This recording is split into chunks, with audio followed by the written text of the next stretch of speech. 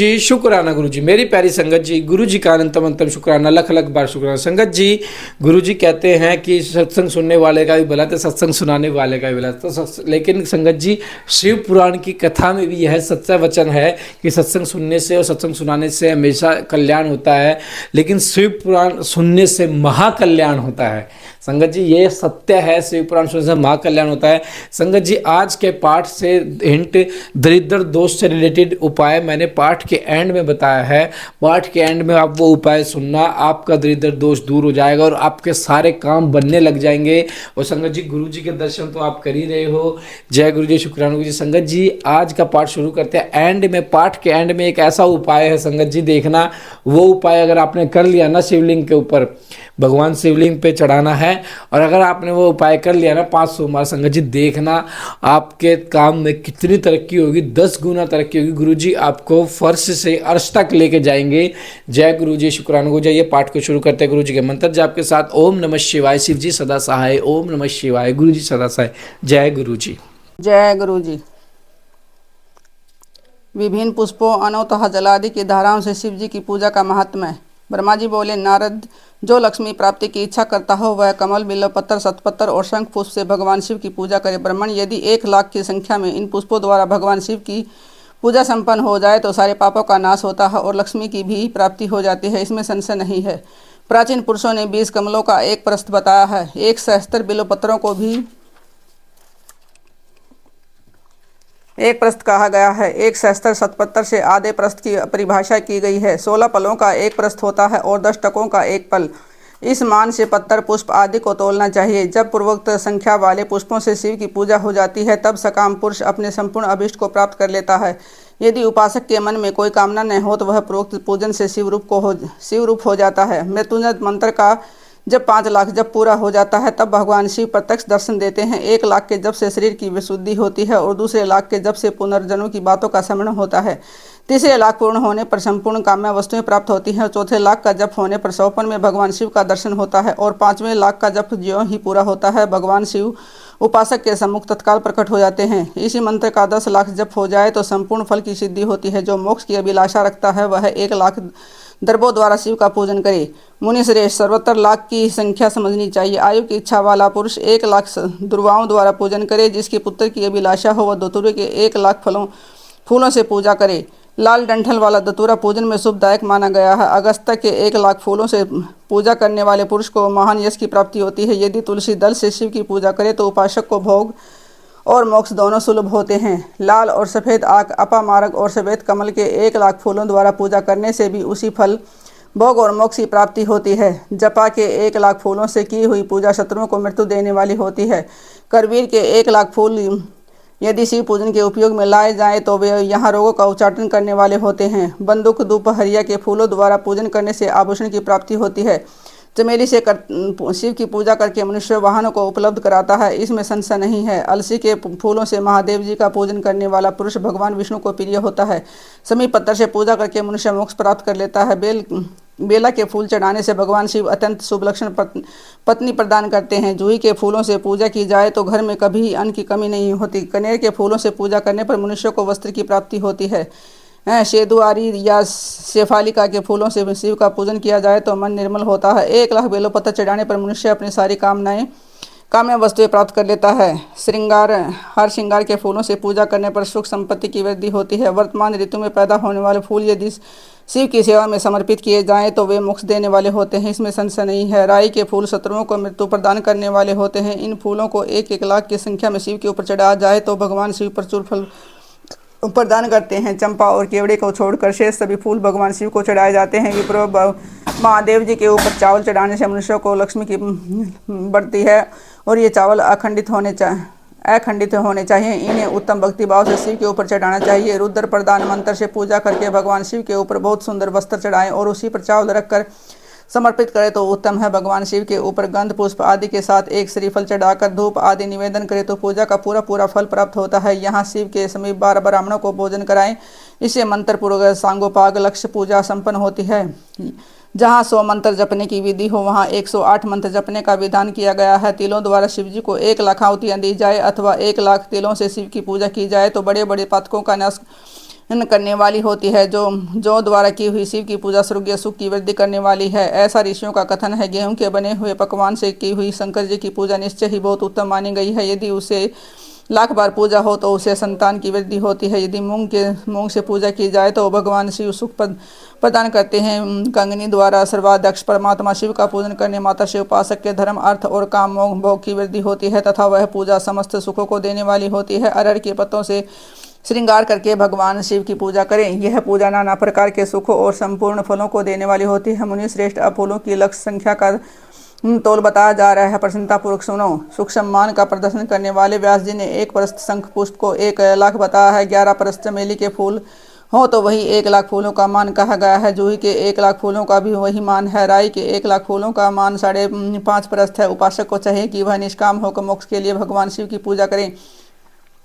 भक्ति भाव से विधि पूर्वक शिव की पूजा करके भक्तों को पीछे जलधारा समर्पित करनी चाहिए। जबर में जो मनुष्य पर लाभ करने लगता है उसकी शांति के लिए जलधारा शुभ कारक बताई गई है। सत रुद्रीय मंत्र से, रुद्री के 11 पाठों से, रुद्र मंत्रों के जप से, पुरुष सूक्त से, 6 ऋचा वाले रुद्र सूक्त से, महामृत्युंजय मंत्र से, गायत्री मंत्र से तथा शिव के शास्त्रोक्त नामों के आदि में प्रणव और अंत में नमः पद जोड़कर बने हुए मंत्रों द्वारा जलधारा आदि अर्पित करनी चाहिए। सुख और संतान की वृद्धि के लिए जलधारा द्वारा पूजन उत्तम बताया गया है। उत्तम भस्म धारण करके उपासक को प्रेम पूर्वक नाना प्रकार के शुभ एवं दिव्य द्रव्यों द्वारा शिव की पूजा करनी चाहिए और शिव पर उनके सहस्त्रनाम मंत्रों से घी की धारा चढ़ानी चाहिए। ऐसा करने पर वंश का विस्तार होता है, इसमें संशय नहीं है।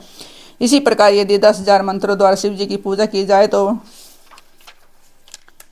प्रेम रोग की शांति होती है और उपासक को मनोवांछित फल की प्राप्ति हो जाती है। यदि कोई नपुंसकता को प्राप्त हो तो वह घी से शिव की भली भांति पूजा करे तथा ब्राह्मणों को भोजन कराए। साथ ही उसके लिए मुनीश्वर से प्राजापत्य व्रत का भी विधान किया है। यदि बुद्धि जड़ हो जाए तो उस अवस्था में पूजक को केवल सकरम मिश्रित दूध की धारा चढ़ानी चाहिए। ऐसा करने पर उसे बृहस्पति के समान उत्तम बुद्धि प्राप्त हो जाती है। जब तक 10,000 मंत्रों का जप पूरा न हो जाए तब तक पूर्वोक्त दुग्ध धारा द्वारा भगवान शिव का उत्कृष्ट पूजन चालू रखना चाहिए। जब तन मन में अकारण ही उचाटन होने लगे, जी उचट जाए, कहीं भी प्रेम न रहे, दुख बढ़ जाए और अपने घर में सदा कलह रहने लगे, तब पूर्वोक्त रूप से दूध की धारा चढ़ाने से सारा दुख नष्ट हो जाता है। सुवासित तेल से पूजा करने पर भोगों की वृद्धि होती है और यदि मधु से शिव की पूजा की जाए तो राजयक्ष्मा का रोग दूर हो जाता है। यदि शिव पर ईख के रस की धारा चढ़ाई जाए तो वह भी संपूर्ण आनंद की प्राप्ति कराने वाली होती है। गंगा जल की धारा तो भोग और मोक्ष दोनों फलों को देने वाली होती है। ये सब जो धाराएं बताई गई हैं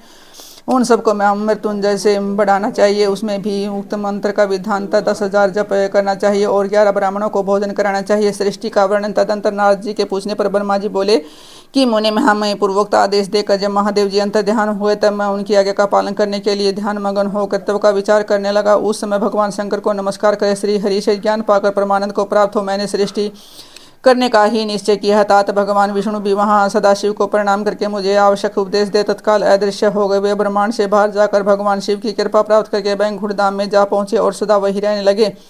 मैंने सृष्टि की इच्छा से भगवान शिव और विष्णु का स्मरण करके पहले के रचे हुए जल में अपनी अंजलि डालकर जल को ऊपर की ओर उछाला से वहां एक अखंड प्रकट हुआ जो 24 तत्वों का समूह कहा जाता है। विप्रो वह विराट आकार वाला अखंड जड़ रूप ही था। इसमें चेतनता ने देखकर मुझे बड़ा संशय हुआ और मैं अत्यंत कठोर तप करने लगा। 12 वर्षों तक भगवान विष्णु के चिंतन में लगा रहता। तात वह संपूर्ण समय पूर्ण होने पर मैं भगवान श्री हरि स्वयं प्रकट हुए और बड़े प्रेम से मेरे अंगों का स्पर्श करते हुए मुझसे प्रसन्नतापूर्वक बोले। विष्णु ने कहा कि ब्राह्मण तुम वर मांगो, मैं प्रसन्न हूँ। तुम्हारे लिए जो कुछ भी अदेय नहीं है, भगवान शिव की कृपा से मैं सब कुछ देने में समर्थ हूँ। ब्रह्मा बोले अर्थात मैंने कहा कि महाभाग आपने जो मुझ पर कृपा की है वह सर्वथा उचित ही है क्योंकि भगवान शंकर ने मुझे आपके हाथों में सौंप दिया है। विष्णु आपको नमस्कार है। आज मैं आपसे जो कुछ मांगता हूँ उसे दीजिए प्रभु। ये विराट रूप 24 तत्वों से बना हुआ अखंड किसी तरह चेतन नहीं हो रहा है, जड़ीभूत दिखाई देता है। हरे इस समय भगवान शिव की कृपा से आप यहाँ प्रकट हुए हैं अतः शंकर की सृष्टि शक्ति या विभूति से प्राप्त हुए इस अंड में चेतना लाए। ऐसा मेरे कहने पर शिव की आज्ञा में तत्पर रहने वाले महाविष्णु ने अनंत रूप का आश्रय ले उस अंड में प्रवेश किया। उस समय उनमें परम पुरुष के सहस्त्रों मस्तक, सहस्त्रों नेत्र और सहस्त्रों पैर थे। उन्होंने भूमि को सब ओर से घेर कर उस खंड को व्याप्त कर लिया और मेरे द्वारा भली बात स्तुति की जाने पर श्री विष्णु ने इस अंड में प्रवेश किया। वह 24 तत्वों का विकार रूप अंड सचेतन हो गया। पाताल से लेकर सत्यलोक तक की अवधि वाले उस अंड के रूप में वहाँ साक्षात श्री हरि की विराजना करने लगे। उस विराज अंड में व्यापक होने से हे प्रभु विराज पुरुष कहलाए। पंचमुख महादेव ने केवल अपने रहने के लिए सुर में कैलाश नगर का निर्माण किया, जो सब लोगों से ऊपर सुशोभित होता है। देवर्षि संपूर्ण ब्रह्मांड का नाश हो जाने पर भी बैंकुठ और कैलाश, इन दो धामों का यहाँ कभी नाश नहीं होता। श्री मुनि श्रेष्ठ, मैं सत्यलोक का आश्रय लेकर रहता हूँ। तात महादेव जी की आज्ञा से मुझ में सृष्टि रचने की इच्छा उत्पन्न हुई है। बेटा, जब मैं सृष्टि की इच्छा से चिंतन करने लगा, उस समय पहले मुझ में अनजान में ही पाप पूर्ण तमोगुणी सृष्टि का प्रादुर्भाव हुआ, जिसे अविद्या पंचक अथवा पंचपर्वा कहते हैं। तदंतर प्रसन्नचित होकर शंभु की आज्ञा से मैं पुनः अनासक्त भाव से सृष्टि का चिंतन करने लगा। उस समय मेरे द्वारा स्थावर संज्ञक वृक्ष आदि की सृष्टि हुई, जिसे मुख्य सर्ग कहते हैं। यह पहला सर्ग है। उसे देखकर तथा वह अपने लिए पुरुषार्थ का साधक नहीं है, यह जानकर सृष्टि की इच्छा रखने वाले मुझे ब्रह्मा से दूसरा सर्ग प्रकट हुआ, जो दुख से भरा हुआ, और उसका नाम है त्रिक्त श्रोत्रा। यह सर्ग भी पुरुषार्थ का साधक नहीं था, उसे भी पुरुषार्थ साधन की शक्ति से रहित जान जब मैं पुनः सृष्टि का चिंतन करने लगा, तब मुझसे शीघ्र ही तीसरे सात्विक सर्ग का प्रादुर्भाव हुआ, जिसे ऊर्ध्वश्रोता कहते हैं। यह देवसर्ग के नाम से विख्यात हुआ। देवसर्ग सत्यवादी तथा अत्यंत सुखदायक है। उससे भी पुरुषार्थ साधन की रुचि एवं अधिकार से रहित मानकर मैंने अन्य सर्ग के लिए अपने स्वामी श्री शिव का चिंतन आरंभ किया। तब भगवान शंकर की आज्ञा से एक रजोगुणी सृष्टि का प्रादुर्भाव हुआ, जिसे अर्वाक्तर श्रोत्रा कहा गया है। इस सर्ग के प्राणी मनुष्य हैं, जो पुरुषार्थ साधन के उच्च अधिकारी हैं। तदंतर महादेव जी की आज्ञा से भूत आदि की सृष्टि हुई है। इस प्रकार मैंने 5 तरह की वैकृत सृष्टि का वर्णन किया है। इनके सिवा 3 प्राकृत सर्ग भी कहे गए हैं, जो मुझे ब्रह्मा के सानिध्य से प्रकृति से ही प्रकट हुए हैं। इनमें पहला महत्व का सर्ग है, दूसरा सूक्ष्म भूतों अर्थात तन्मात्राओं का सर्ग है, और तीसरा वैकारिक सर्ग कहलाता है। इस तरह ये 3 प्राकृतिक सर्ग हैं। प्राकृतिक और वैकृतिक तीनों प्रकार के सर्गों को मिलाने से 8 सर्ग होते हैं। इनके सिवा नवा कौमार सर्ग है, जो प्राकृत और वैकृत भी है। इन सब के अवान्तर भेद का मैं वर्णन नहीं कर सकता, क्योंकि इसका उपयोग बहुत थोड़ा है। जब अब द्विजात्मक सर्ग का प्रतिपादन करता हूँ, इसी का दूसरा नाम कौमार सर्ग है। इसमें सनक सनंदन आदि कुमारों की महत्वपूर्ण सृष्टि हुई है। सनक आदि मेरे 4 मानस पुत्र हैं, जो मुझ ब्रह्मा के ही समान है। वे महान वैराग्य से संपन्न तथा उत्तम व्रत का पालन करने वाले हुए उनका मन सदा भगवान शिव के चिंतन में लगा रहता है।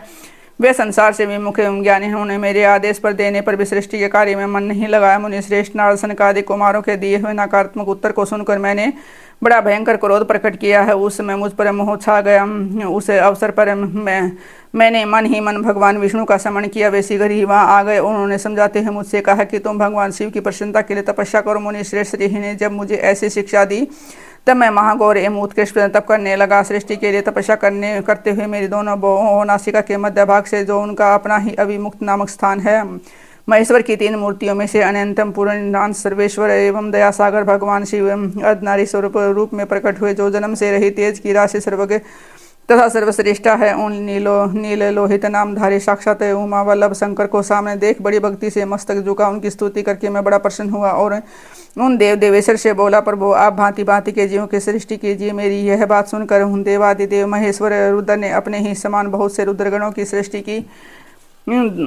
तब मैंने अपने स्वामी महेश्वर महारुद्र से फिर कहा कि देव, आप ऐसे जीवों की सृष्टि कीजिए जो जन्म और मृत्यु के भय से युक्त हो। मुनि श्रेष्ठ, ऐसी बात सुनकर करुणासागर महादेव जी हंस पड़े और तत्काल इस प्रकार बोले, महादेव जी ने कहा, विधाते, मैं जन्म और मृत्यु के भय से युक्त ऐसोबन जीवों की सृष्टि नहीं करूँगा, क्योंकि वे कर्मों के अधीन हो दुखों के समुद्र में डूबे रहेंगे। मैं तो दुख के सागर में डूबे हो उन जीवों का उद्धार मात्र करूँगा। गुरु का स्वरूप धारण करके उत्तम ज्ञान प्रदान करके उन सबको संसार सागर से पार करूंगा। प्रजापति, दुख में डूबे हुए सारे जीव की सृष्टि तो तुम ही करो। मेरी आज्ञा से इस कार्य में परिवर्तित होने के कारण तुम्हें माया नहीं बांध सकेगी। मुझसे ऐसा कहकर श्रीमान भगवान नील लोहित महादेव मेरे देखते देखते अपने पार्षदों के साथ वहां से तत्काल तिरोहित हो गए।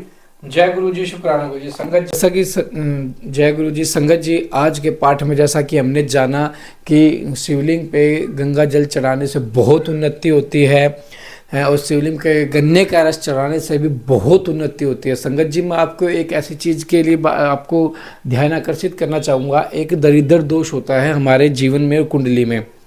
वैसे तो संगत जी गुरु जी कभी मानते नहीं थे, लेकिन आज गुरु जी क्या ने हिंट डाला है माइंड में कि इससे रिलेटेड कुछ शेयर कर, क्योंकि आज पाठ में गुरु जी से शिवलिंग से रिलेटेड ही चीज़ें चाहिए, जो शिवलिंग पर हम चढ़ाने से हमारे दरिद्र दोष, शनि ग्रह, राहु केतु, बहुत से ग्रह जो हमारे अच्छे हो जाते हैं और हमें अच्छा फल देने लगते हैं, अपना आशीर्वाद देते हैं। संगत जी दरिद्र दोष की निशानी होते हैं, जैसे हमारे पसीने में से स्मेल आना, हमारे मुंह में से स्मेल आना। तो मतलब जैसे पसीनों की ज़्यादा से ज़्यादा स्मेल आती है, मतलब तो संगत जी स्मेल का आना ये संकेत देता है कि हमें दरिद्र दोष सता रहा है। और जब तक वो दरिद्र दोष सताएगा हमें तरक्की नहीं मिल पाएगी किसी भी काम में, क्योंकि बार बार दरिद्र दोष आके हमारे काम के बीच में आके बैठ जाएगा। उसको दूर करने का संगत जी एकमात्र एक उपाय है, 5 सोमवार को लगातार संगत जी शिवलिंग में आप, या तो आपके घर में हो, जैसे हमारे घर में शिवलिंग है संगत जी, मतलब घर पे ही कर लेते हैं हम तो, या आपके घर आप आसपास मंदिर हो तो संगत जी आप 5 सोमवार गन्ने का रस चढ़ा दीजिए शिवलिंग पे जाके। तो संगत जी आपके दरिद्र दोष में बहुत राहत होगी और आपके काम बनने लग जाएंगे। संगत जी ये बहुत एकमात्र ऐसा उपाय है जो राम बाण की तरह काम करता है दरिद्र दोष में, जैसा कि शिव पुराण में बताया गया। तो संगत जी आप भी सोमवार आने वाला 17 तारीख से 5 सोमवार करके देखिए, आपके घर में देखना कितनी तरक्की, आपके कितने काम खुल जाएंगे। काम जो रुका होगा वो काम भी शुरू हो जाएगा संगत जी, देखना। तो संगत जी पाठ में अपनी प्यारी सी हाजिरी जरूर लगाना। जय गुरु जी, शुक्राना गुरु जी करके। ओम नमः शिवाय, शिव जी सदा साई। ओम नमः शिवाय, गुरु जी सदा साई। जय गुरु जी।